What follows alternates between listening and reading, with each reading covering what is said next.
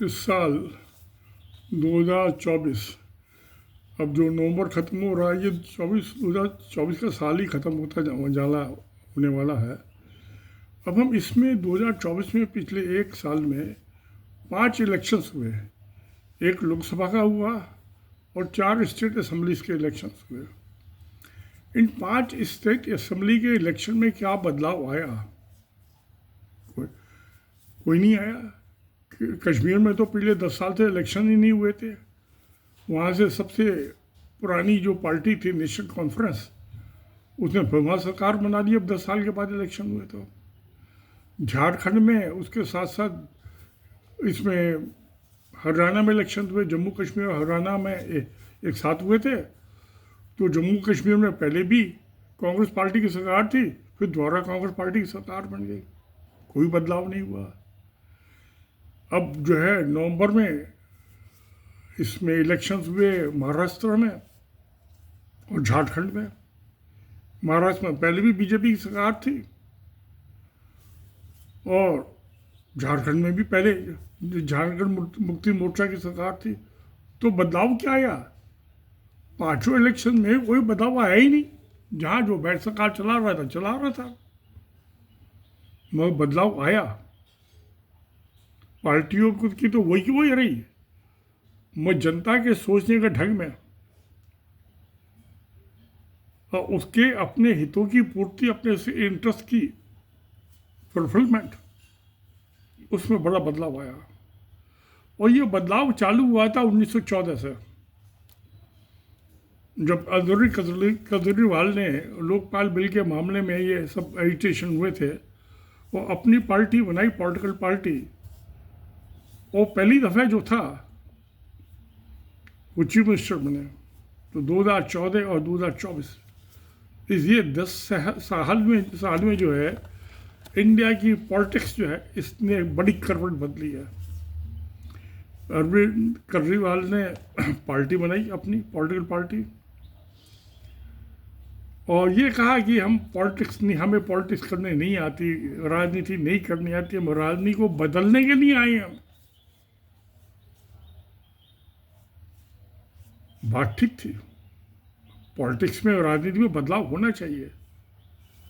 और बदलाव होना चाहिए, क्या बदलाव? अच्छाई की तरफ, बुराई से अच्छाई की तरफ। तो वही हुआ। हिंदुस्तान का पॉलिटिकल स्ट्रक्चर, पॉलिटिकल डिस्कोर्स बहुत बड़ा सुधार आया, पॉजिटिव सुधार आया। तो क्या हुआ कि पहले पॉलिटिकल पार्टी इलेक्शन मैनिफेस्टो बनाती थी, जनता के सामने लेके जाती थी, मगर उनकी इच्छा तो पता नहीं कितनी होती थी, नहीं होती थी उस तरफ, उसकी कम्प्लायंस में, मगर वादा खिलाफी ज़्यादा होती थी। जनता बड़ी बुद्धिमान है, वोटर बड़ा अकलमंद है। उसने देखा बड़ी वादा खिलाफी हो रही है। तो जो ये वादे कर रहे हैं, इनसे पहले क्यों नहीं एडवांस में कुछ ले लिया जाए कैश?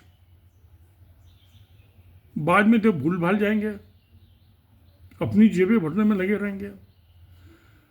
अब एक इंसान को कोई भी सोसाइटी में, डेमोक्रेसी में, देश तो है आता बाद में, जनता रहती है स्टेट्स में, राज्य में, और उसकी जो है डेमोक्रेसी किसी भी नेशन की या स्टेट की सबसे छोटी यूनिट है वो परिवार, फैमिली।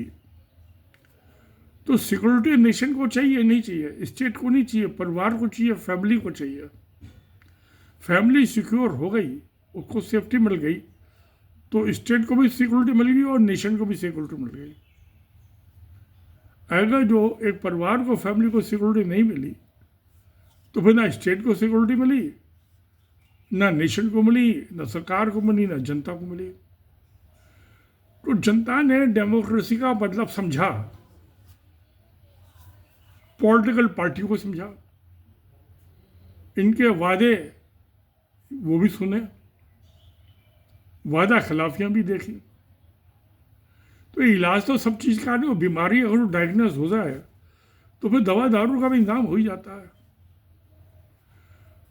तो केजरीवाल ने चालू किया, आम आदमी पार्टी का, दिल्ली में एक छोटा सा स्टेट, चौथाई स्टेट, फुल फ्लैश स्टेट नहीं, यूनियन टेरिटरी,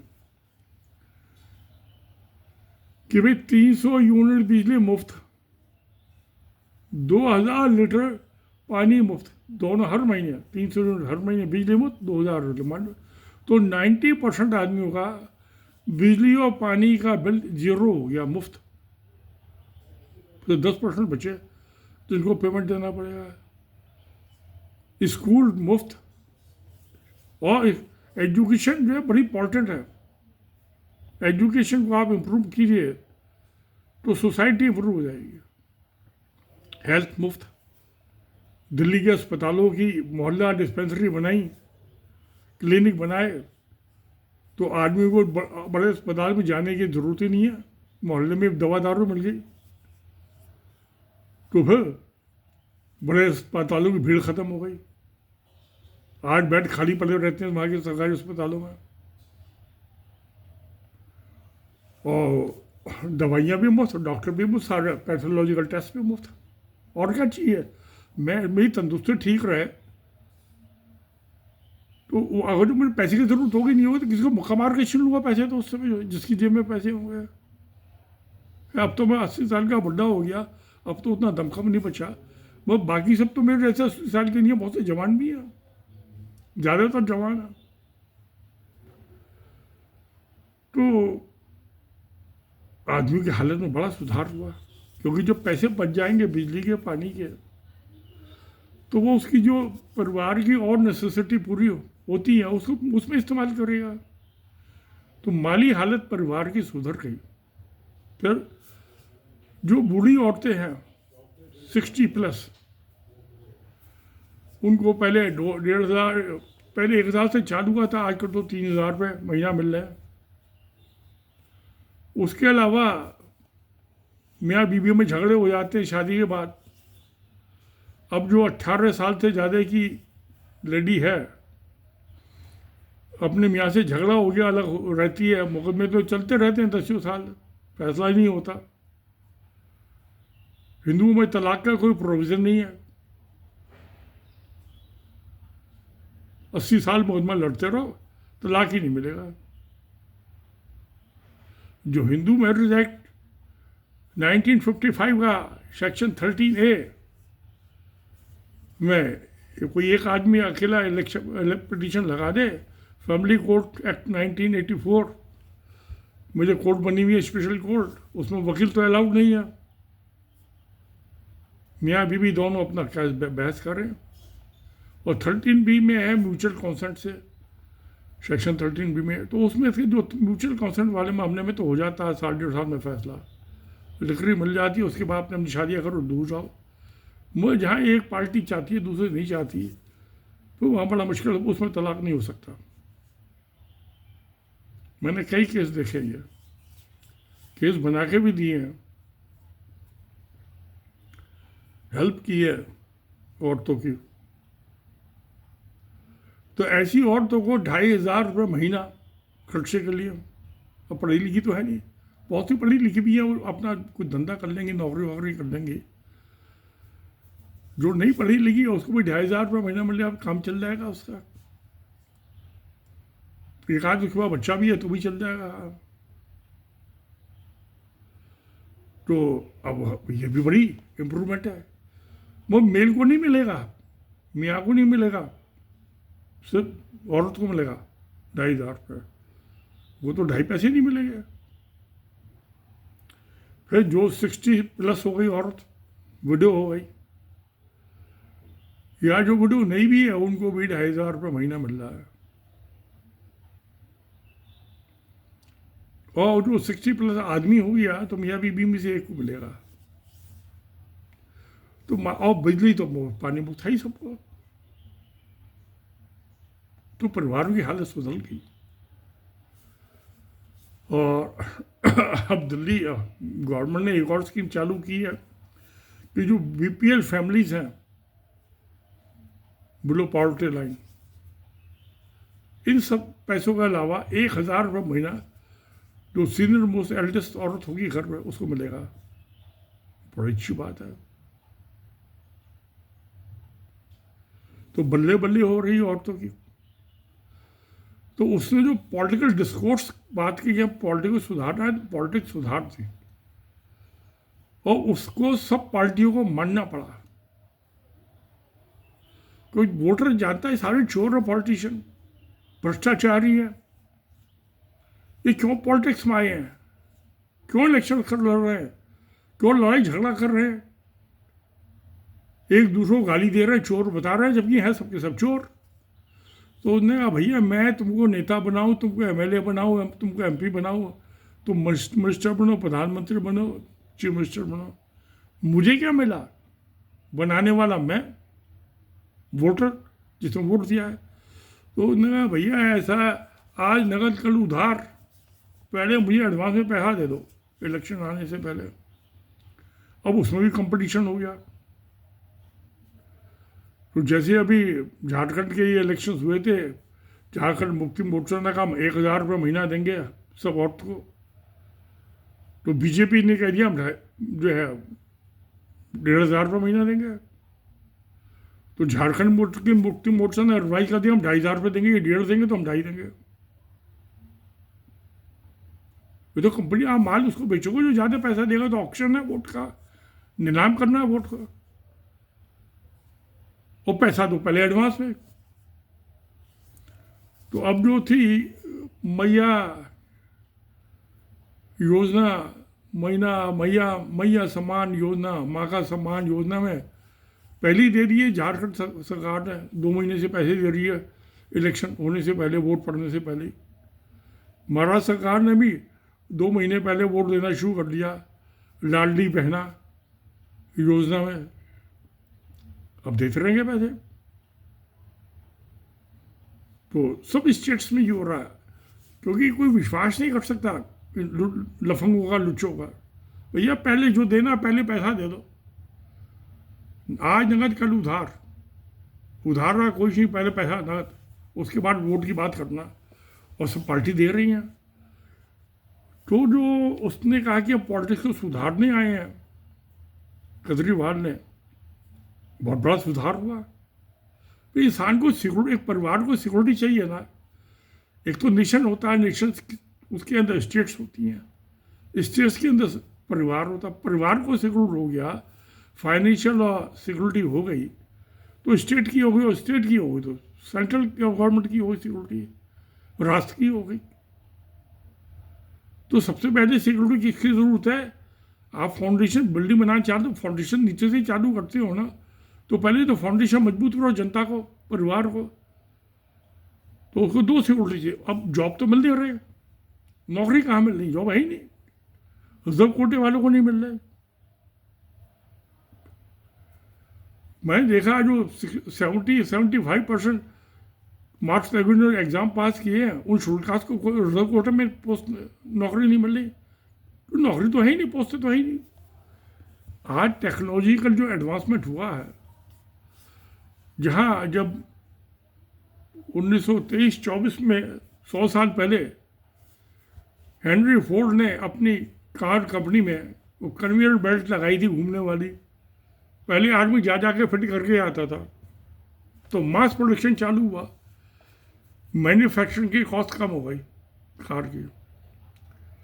आज आदमी की जगह रोबोट्स आ गई हैं, मशीन्स, वो फिट कर रही हैं। तो जहाँ 100 इंजीनियर होते थे कार की असेंबली चेन ब्लॉक पे, आज वहाँ 3 इंजीनियर हैं। तो जॉब कहाँ से निकलने हैं? जॉब तो रोबोट्स ने ले लिए, मैन पावर को मशीन पावर ने सब्स्टिट्यूट कर दिया।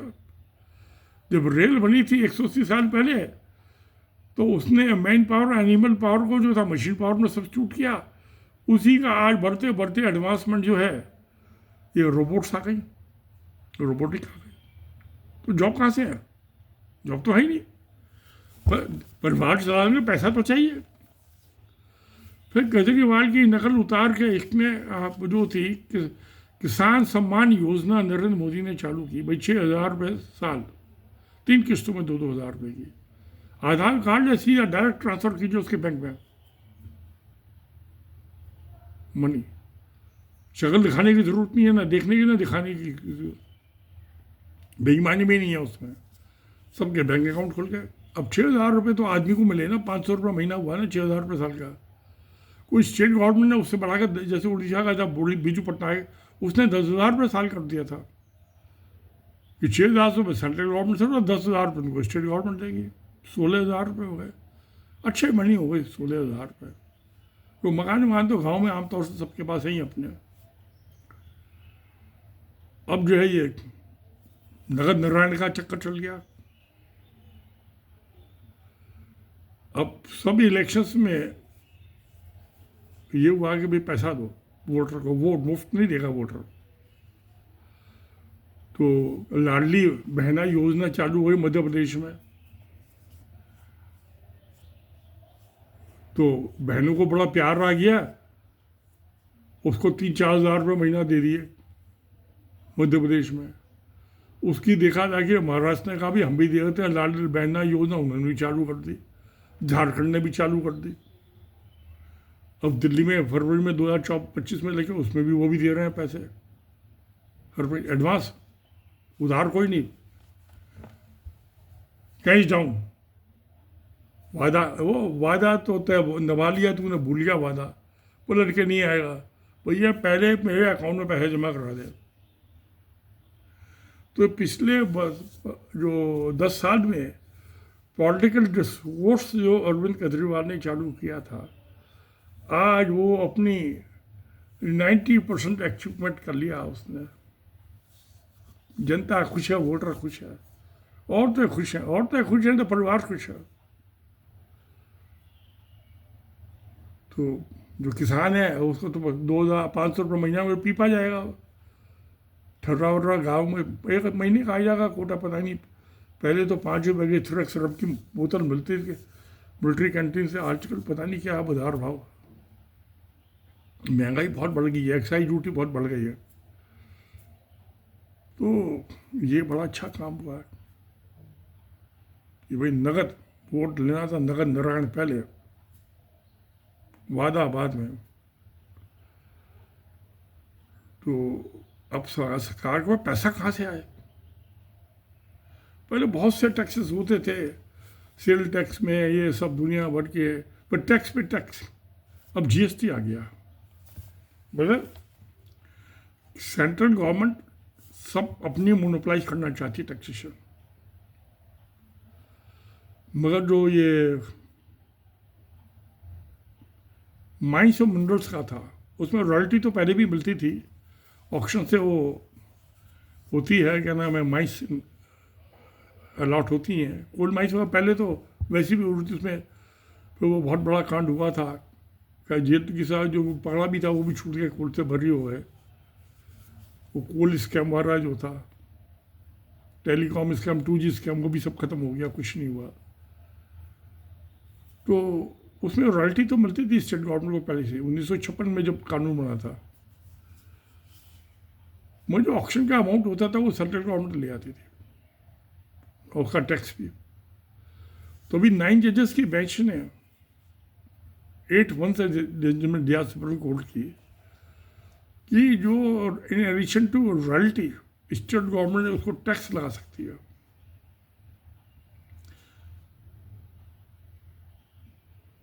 तो बहुत से जजमेंट 9 जजेस की बेंच जो है, इसमें 8-1 से फैसला हुआ, मेजोरिटी जजमेंट।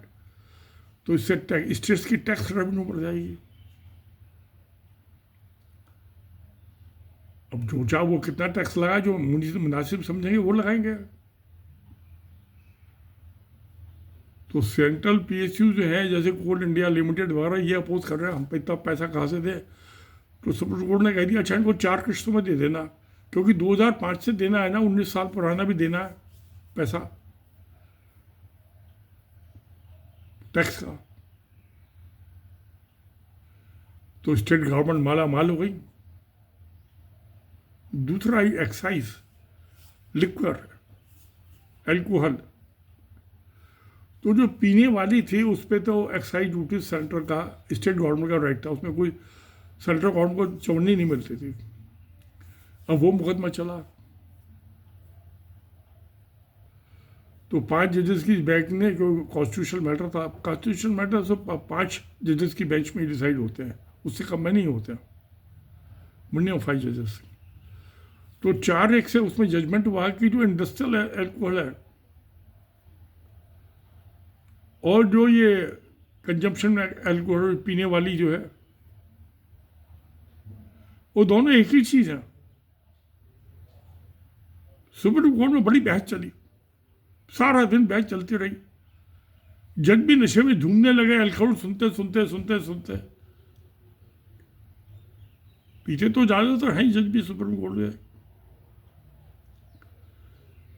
तो खैर वो 4-1 से जजमेंट हो गया, तो इंडस्ट्रियल एल्कोहल जो है वो भी पीने वाली के बराबर, उस पर भी एक्साइज ड्यूटी का जो राइट है स्टेट को मिल गया।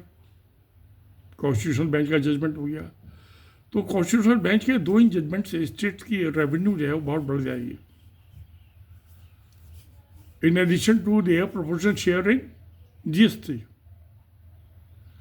अभी जो ये फाइनेंस कमीशन बनता है हर 5 साल में सेंटर का, तो डिवोल्यूशन करते हैं कि सेंटर का क्या शेयर होगा, स्टेट का क्या होगा, म्यूनसिपलिटीज़ का क्या होगा, विलेज पंचायत का क्या होगा। तो अब ये अभी इलेक्शन ख़त्म हुए हैं, फाइनेंस कमीशन की रिपोर्ट आ जाएगी, उसमें देखते हैं कितना मिलता है स्टेट्स को। मोस्ट फाइनेंस कमीशन में ये 2 जो फैक्टर्स हैं, इंडस्ट्रियल एल्कोहल और जो कोल के ऊपर टैक्सेशन, वो उसका पार्ट नहीं होगा।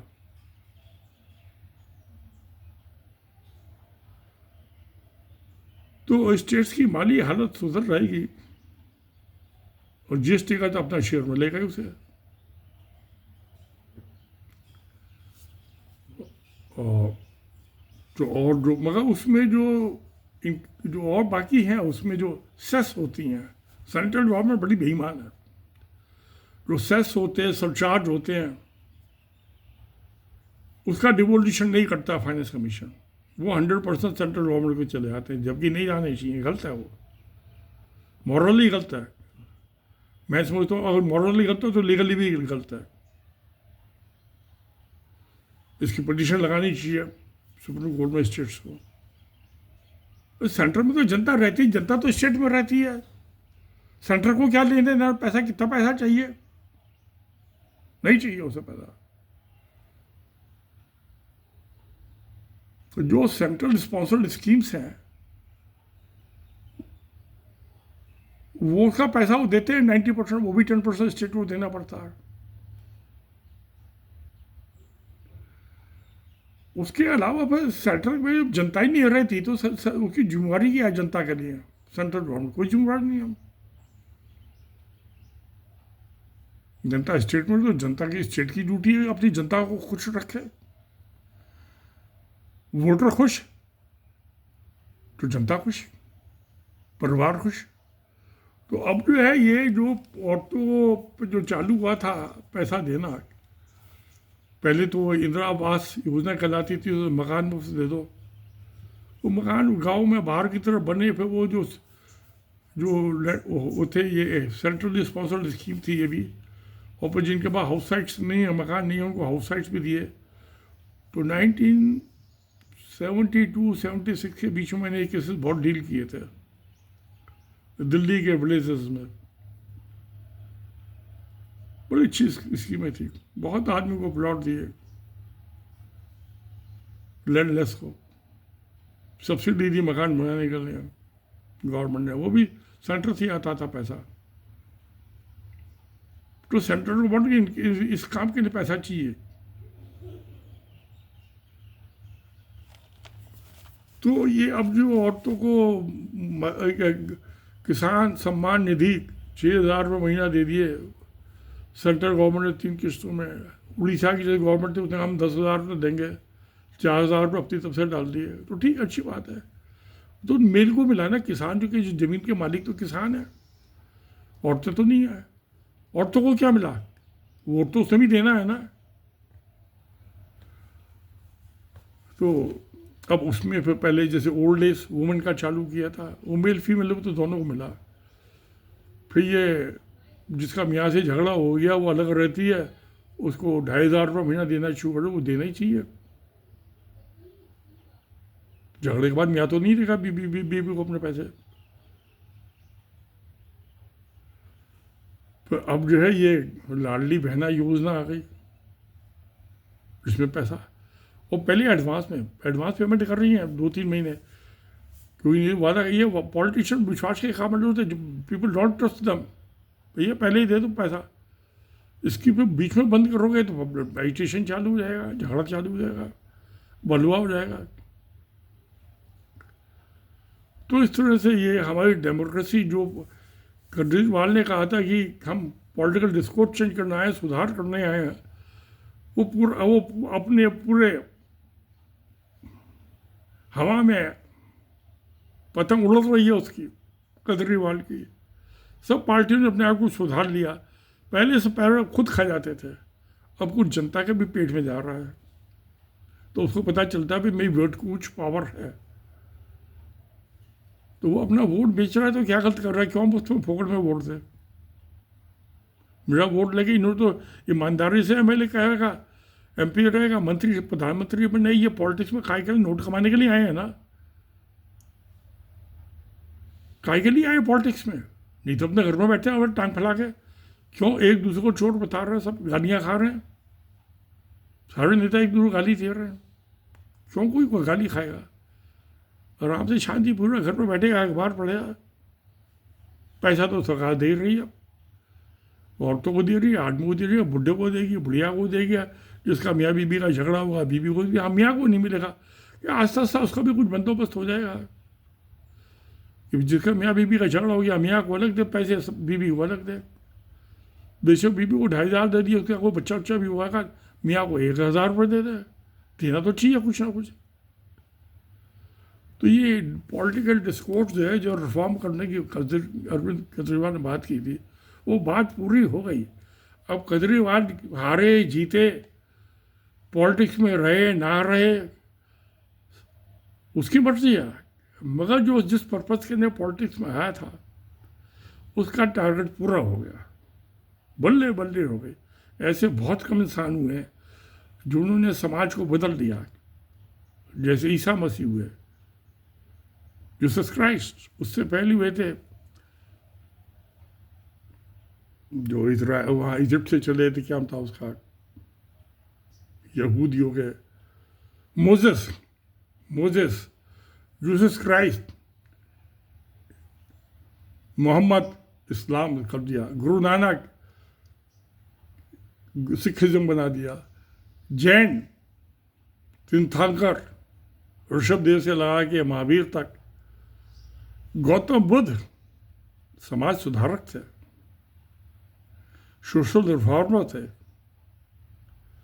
ऐसे ही अरविंद केजरीवाल भी उसी श्रेणी में आ गया जिसमें गौतम बुद्ध थे, महावीर। गौतम बुद्ध और महावीर तो 50-55 साल का दोनों फर्क है, 2500 साल पहले, और मगर ऋषभदेव उससे काफ़ी पहले है, तकरीबन 250-300 साल पहले महावीर से। तो जो ये मोजेस ने सोशल रिफॉर्म चालू किया था, इजिप्ट से चल के exploitation of the human labour, pyramid बना रहे थे फॉरोस, पत्थर तोड़ के ढोते उनकी पीढ़ी मर गई, बीबी मर गई, बच्चे मर गए, बुढ़े हो गए, मर गए, से उनको खाना पीना जिंदा रहे, इतने खाना मिलता था। तो ह्यूमन के एक्सप्लॉयटेशन के अगेंस्ट मोजेस ने जो किया, जो 10 कमांडमेंट्स वो चले थे जेरूशलेम के लिए, पहुंच ही नहीं पाए।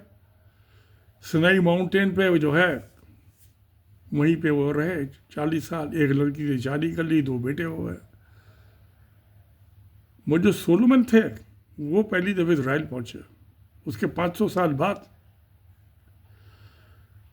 मोसेस जब चले थे 3,500 साल पहले, उसके पास 3,000 साल पहले सोलोमन पहुंचे। सोलोमन शिबा की बाइबल में कहानी है, शिबा जो इथोपिया की किंग क्वीन थी, ब्यूटीफुल थी, वो बड़ा पावरफुल किंग था सोलोमन। मगर जब तक अत्याचार हुआ है, वायलेंस हुआ है, तब कुछ अच्छे इंसान आए हैं। ऐसे ही उस कड़ी में जो थे, उस चेन में थे जीसस क्राइस्ट। यूनिवर्सल ब्रदरहुड, जैसा आप दूसरे के साथ अपने साथ व्यवहार चाहते हैं, ऐसे दूसरे के साथ करो। वायलेंस मत करो, खुद सूली पे टंग गए। महिंसा, वायलेंस को सोसाइटी से कम करने की कोशिश की। उसके बाद मोहम्मद आए, कुरान उन्होंने एस्टेब्लिश की, इस्लाम। तो जहाँ तक वो मोसेस ने बढ़े आगे लेबर का एक्सप्लॉयटेशन से, तो ईसा मसीह ने जीसस क्राइस्ट को सुधारा है। उसका फर्दर जो रिफॉर्म था वो मोहम्मद ने किया, इस्लाम एस्टेब्लिश करके। मैं इनसे भी पहले ऋषभदेव और जैन जो थे साउथ एशिया में, और महावीर, तीर्थंकर और गौतम बुद्ध, उन्होंने किया। उसके बाद ये बीच में आ गए। ये तो इस्लाम तो बाद में आया, मोसेस तो पहले आ गए थे। वो तो ऋषभदेव के टाइम पे आ गए थे, महावीर से पहले। तो ये सब सोशल रिफॉर्मर्स है। तो मैं इसी कड़ी में महात्मा गांधी को देखता हूँ, इसी कड़ी में चेन की मैं एक और चेन की कड़ी जवाहरलाल नेहरू में देखता हूँ, एक और कड़ी इसी चेन की मैं अरविंद केजरीवाल को देखता हूँ। ये सोशल रिफॉर्मर्स आए हैं, आते रहेंगे टाइम टू टाइम। जब जब समाज में बहुत बुराई आ जाती है, अत्याचार होता है, वायलेंस होती है, तब फिर कोई ना कोई अच्छा इंसान आता है जो समाज में वायलेंस को ख़त्म करने की बात करता है। अब जब हमें ये पैसा मिल रहा है, हमें क्या जॉब करना, नौकरी करने की हमें क्या ज़रूरत है? नौकरी मिलती नहीं, कहाँ धक्के खाता फिरूँ मैं? मुझे कोई जॉब नहीं करना। और जो पहले कनाडियन रेलवे थी, उसने 65 की रिटायरमेंट की एज फिक्स की थी 1860 में। अब रिटायर कर दिया तो भाई रोटी कहाँ से खाया? तो जर्मनी के जो चांसलर थे बिस्मार्क, उनका भी जितनी उसकी लास्ट सैलरी उसका 50% पेंशन, तो वो पेंशन आज तक मिल लिया है। विश्वास की बिस्मार्क की पॉलिसी के मुताबिक मैं 50% पेंशन दे रहा हूँ। अब उसमें एडिशन ये हो गया है, जो महंगाई बढ़ती है, डीए वगैरह वो ऐड हो जाता है उसमें। तो कोई दिक्कत नहीं है मुझे, कितनी भी महंगाई बढ़े मेरी भला से। तो ऐसे ही जो ये यानी कि जो बिस्मार्क की पॉलिसी पेंशन, यानी कि सोशल सिक्योरिटी, फाइनेंशियल सिक्योरिटी मिले, पेंशन मिले, कुछ मिले। जब जॉब नहीं मिलता ना मिले जॉब। जॉब भी तो मैंने पैसे के लिए करना है ना। मुझे मंथली तनख्वाह मिलेगी, अगर जो मुझे सोशल बेनिफिट मिल जाए, सिक्योरिटी बेनिफिट मिल जाए, तो एक ही बात है। फिर मैं क्यों जाकर सुबह शाम तक धक्के खाऊं? तो अब जो ये है कि भाई 80 करोड़ आदमी को मुफ्त अनाज, आदमियों को किसान सम्मान निधि, औरतों को लाडली बहना योजना, मैया योजना, मैया सम्मान योजना, और किसी के नाम पे, ना माँ के, बहन के, बेटी, किसी नाम से दे दूँ पैसे। भाई पैसे चाहिए नाम से, आपको खाना ही क्या? घर की गृहस्थी की चीज़ें तो पैसों से आनी है। तो ये बहुत अच्छी चीज़ हो रही है। डेमोक्रेसी बड़ी तेज़ी से एडवांस कर रही है। जैसे टेक्नोलॉजी एडवांस कर रही है, ऐसे सोशल सिक्योरिटी भी बढ़ रही है। तो डेमोक्रेसी में फैमिली सबसे बेसिक यूनिट है, और उसकी सिक्योरिटी हो गई तो स्टेट की सिक्योरिटी हो गई, नेशन की सिक्योरिटी हो गई, सबकी हो गई। नहीं तो बलवा हो जाएगा, भूखा पेट क्या ना करे, किसमें कौन नाक काट के खा जाए, कुछ पता नहीं। इसलिए सबको खुश रखो। वोट देने से पहले उसको 2-3 महीने पहले उसकी बीवी को, उसकी बेटी को, उसकी माँ को, किसी को दे दो, पैसा दे दो। तो ये जो सोशल रिफॉर्म किया है, जो बिगनिंग हुई थी वो 2014 से, आज वो 2024 में उस पर फल फूल लग रहे हैं पेड़ पे, और खेलेगा, ये अमाउंट बढ़ेगा और एक्सपेंशन होगा इसका। तो अच्छी बात है। सत्यमेव जयते। नमस्कार, धन्यवाद।